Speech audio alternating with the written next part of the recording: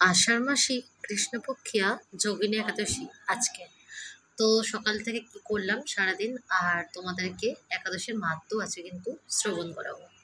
তো রাধে রাধে, সবাইকে আমার চ্যানেলে অনেক অনেক স্বাগত। তো তোমরা সকলে কেমন আছো? আশা করি খুবই ভালো আছো ঠাকুরের আশীর্বাদে। আর আমিও কিন্তু তোমাদের আর ঠাকুরের আশীর্বাদে খুবই ভালো আছি। তো দেখো, সকাল সকাল গোপাল সোনার কে ভোগ লাগিয়ে আমি টিউশন পড়াতে চলে গেছিলাম, আর এসে কিন্তু আমি দুধ গরম করে নিয়েছিলাম। আর এই যে বাজারে গেছিলাম, আর গোপাল সোনাকে কিন্তু 10টায় আমি আলু ভাজা দিয়েছিলাম। দিয়ে তারপরে কিন্তু আমি বাজারে গেছিলাম, বাজার থেকে এসে তখন 11:30 বাজে। তো এসে আবার এই যে যা যা বাজার করে নিয়ে এসেছি, কিছু ছিল না একাদশীর বাজারের, তা সব কিছু করে নিয়ে আসলাম। একটু ফল, আম, পেয়ারা, মায়ের জন্য একটু দুধ, চা পাতা, সাবান, তারপরে মোমবাতি, আর আমাদের জন্য একাদশীর তেল, বাদাম, এসবগুলো নিয়ে আসলাম। তো একে একে তোমরা সব ভিডিওটুকু দেখো। আর আজকে তোমাদের সাথে একটু একাদশীর মাহাত্ম্য যেহেতু শ্রবণ করাবো তোমাদেরকে, তো ওইটার অনেকটা বড়। তো এখন দিয়ে আমি বলতে শুরু করি। আর হ্যাঁ, তার আগে বলে নিই যে কালকে 7টা 3 মিনিটে কিন্তু পারণ আছে। তোমরা সকলে কিন্তু ঠিক টাইমে পারণটা করে নিও। তো আষাঢ় কৃষ্ণপক্ষে যোগিনী একাদশীর মাহাত্ম্য বর্ণনা করছি। ব্রহ্মবৈবর্ত পুরাণে আষাঢ় কৃষ্ণপক্ষে যোগিনী একাদশী ব্রতর মাহাত্ম্য যুধিষ্ঠির শ্রীকৃষ্ণ সংবাদ রূপে বর্ণিত আছে। মহারাজ যুধিষ্ঠির উবাচ, হে কৃষ্ণ, আপনি কৃপাপূর্বক আবার আষাঢ় মাসে কৃষ্ণপক্ষের একাদশীর নাম ও মাহাত্ম্য বিধিপূর্বক বলুন, এবং আপনার শ্রীমুখ নিঃসৃত বাণী শ্রবণের ইচ্ছা করিতেছে। শ্রীকৃষ্ণ উবাচ, এই আষাঢ়ী কৃষ্ণপক্ষে একাদশীর নাম যোগিনী একাদশী। এই একাদশী সর্বপাপ বিনাশী ও সর্বমোক্ষপ্রদ।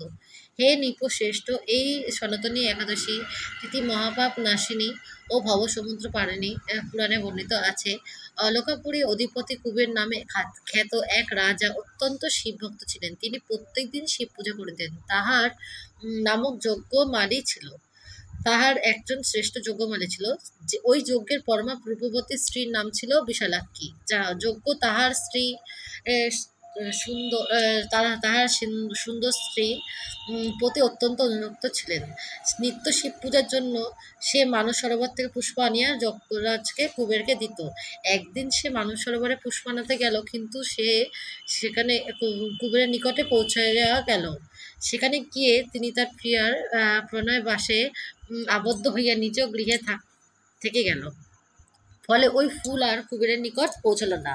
দেখে কুবের অপেক্ষা করেছে যে কখন ফুল আসবে, তিনি পুজো করবেন।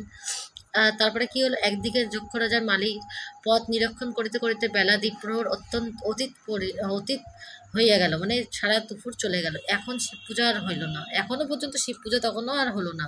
রাজা অত্যন্ত ক্ষুব্ধ চিত্তে মালির বিলম্বের কারণ অনুসন্ধান তাহার দূতকে পাঠাইলেন।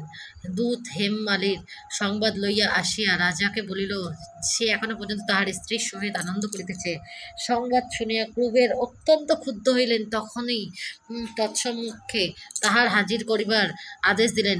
হেমমালী অতিক্রম হইয়া গিয়া দেখিয়া লজ্জিত ও সন্ত্রস্ত চিত্তে কুবেরের সম্মুখে আসিয়া নমস্কার পূর্বক দণ্ডায়মান রহিল। কুবের ক্রোধে কম্পানিত কলেবর রক্ত বর্ণ চক্ষু হইয়া তাহাকে সম্বোধন পূর্বক করিতে লাগিলেন।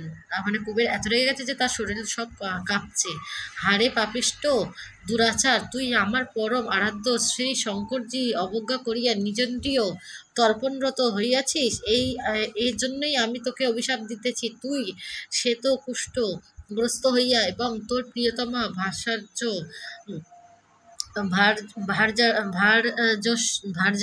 সহিত তোর চিরবিয়োগ হোক, তুই অধোগতি লাভ কর। তো তাকে অভিশাপ দিয়ে দিল, যাতে তাদের দুজনের বিচ্ছেদ হয়ে যায়। তারপরে কি বলছেন, কুবেরের এই অভিশাপে হেমমালিক শিখা সেই স্থান হইতে ভ্রষ্ট হইয়া কুষ্ঠরোগগ্রস্ত হইয়া অত্যন্ত দুঃখ পাইতে লাগিল। এমতা অবস্থায় সেখানে গভীর বনে গমন করিল। তথা ক্ষুধায় তৃষ্ণা কাতর হইয়া অহর্নিশ ছটপট করিতে লাগলেন। কিন্তু শিব ভক্তি তাহার স্মৃতিশক্তিতে প্রখর ছিল। নানাভাবে বিপর্যয়গ্রস্ত হইলেও পূর্ব ও কর্ম সম্পর্কে তাহার বেশ জ্ঞান ছিল। অত্যন্ত ক্লেশ সহ্য করিয়া নানা স্থান ভ্রমণ করিতেছে। ভাগ্যক্রমে সে একদিন হঠাৎ গিরিরাজের হিমালয় পর্বতে পৌঁছালো। তথায় একদিন দৈবানুগ্রহে তপোনিধি মুনি শ্রেষ্ঠ সপ্তকল্পায়ু মার্কণ্ডেয় ঋষি দর্শনে তাহার ভাগ্যোদয় হইল। নিজেকে পাপিষ্ঠ জানিয়া দূর হইতে মুনিবরের চরণ বন্দনা করিল। পর দুঃখী কৃপাদ চিত্র মুনি সেই কুষ্ঠিকে নিকটে ডাকিয়া জিজ্ঞাসা করিলেন, তোমার এই মহাব্যাধির কারণ কি? তুমি এমন কি পাপ করিয়াছ, যাহার ফলে তোমাকে এই কুষ্ঠিত ব্যাধি দ্বারা আক্রান্ত হইতে হয়েছে? ইহা শুনিয়া হেমমালী কাঁদিতে কাঁদিতে মুনিবরের চরণে পড়িয়া সবিস্তারে সব ঘটনা বলিল। জানি না কোন পূর্ব সুকৃতির ফলে এই হতভাগ্য আকস্মাৎ তোমার মহতের সাক্ষাৎ লাভের সৌভাগ্য আজ হইয়াছে। শুনিয়া সাধুগণের চিত্ত সর্বদাই পর দুঃখ কাতর ও তাহারা পরহিত ব্রতী মোহান্তের স্বভাব তাড়িতে পামর। হে মুনিবর, শুভ ফল প্রাপ্তির আশায় আজ আমি আপনার শরণাগত। আপনি কৃপাপূর্বক আমার কল্যাণ বিধান করুন। মার্কেন্ডেয় উপাচ। তখন মার্কেন্ডেয় মুনি হেমমালীর প্রতি কৃপা পরবশ হইয়া বলিলেন, হে হেমমালী, তোমাকে আমি এক কল্যাণকর ব্রতের উপদেশ দিচ্ছি। তুমি আষাঢ় মাসে কৃষ্ণপক্ষে যোগিনী নামক একাদশীর ব্রত পালন করো। ইহার পূর্ণ প্রভাবে তুমি অবশ্যই কুষ্ঠপাপ হতে মুক্ত হবে। মুনিবরের এই আদেশে হেমমালী অত্যন্ত আশান্বিত ও হর্ষান্বিত হইল। মুনিবরকে দণ্ডবাদ প্রণত করিয়া তাহার উপদেশ অনুসারে যথোক্তি বিধানে এই উত্তম ব্রত পালন করিল এবং ব্রতের প্রভাবে সে দিব্য স্বরূপ ফিরা পাইল। তখন সে নিজ গৃহে ফিরিয়া গিয়া স্ত্রীর সহিত মিলিত হইল এবং সুখী হইল। 108 সহস্র ব্রাহ্মণ ভোজনে যে ফল লাভ হয় সে এই যোগিনী একাদশীতে সেই ফলই লাভ হয়।